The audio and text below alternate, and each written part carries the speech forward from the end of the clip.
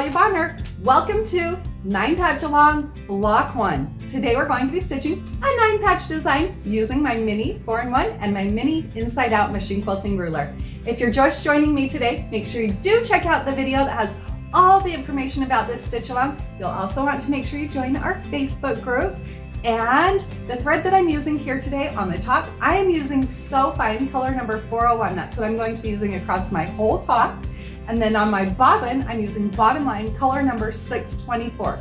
The batting that I am using here on my quilt is Quilter String Poly Deluxe, just one layer of that.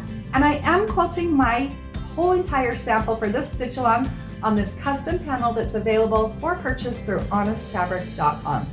Let's get stitching.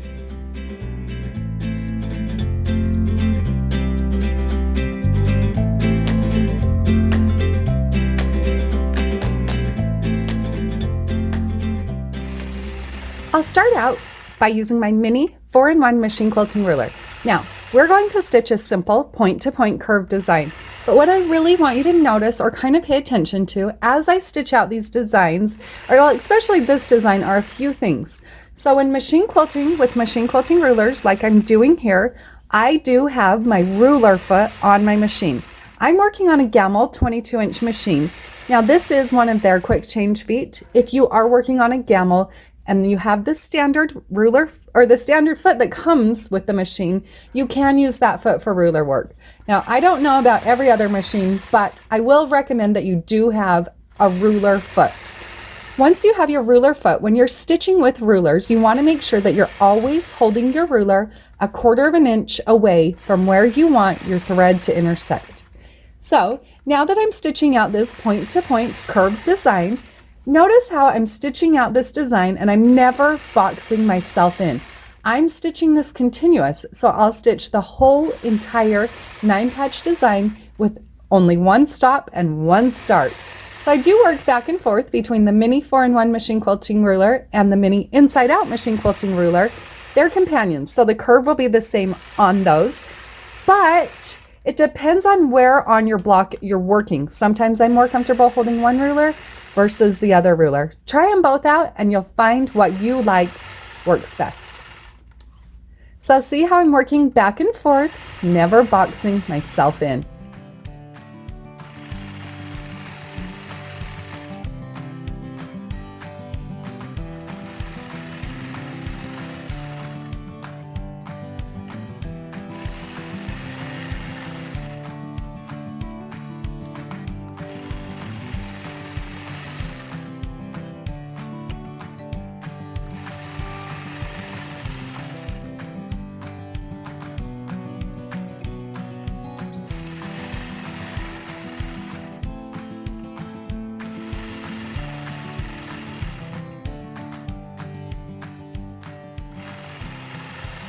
So now I've worked my way across the 2 top rows.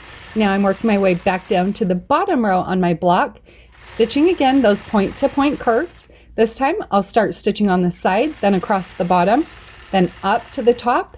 Then from there, I'll come back down to the bottom, repeating that process all the way across this bottom row on my 9-patch block.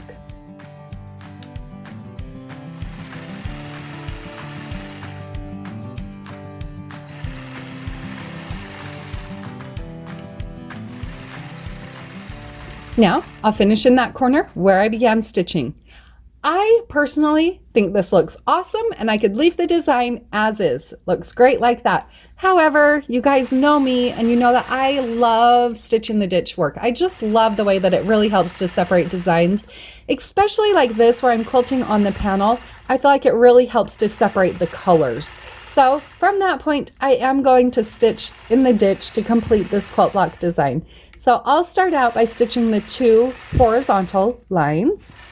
Then once I've stitched those, I'll travel up to the top of the block and complete the block by stitching in the ditch on those 2 vertical lines.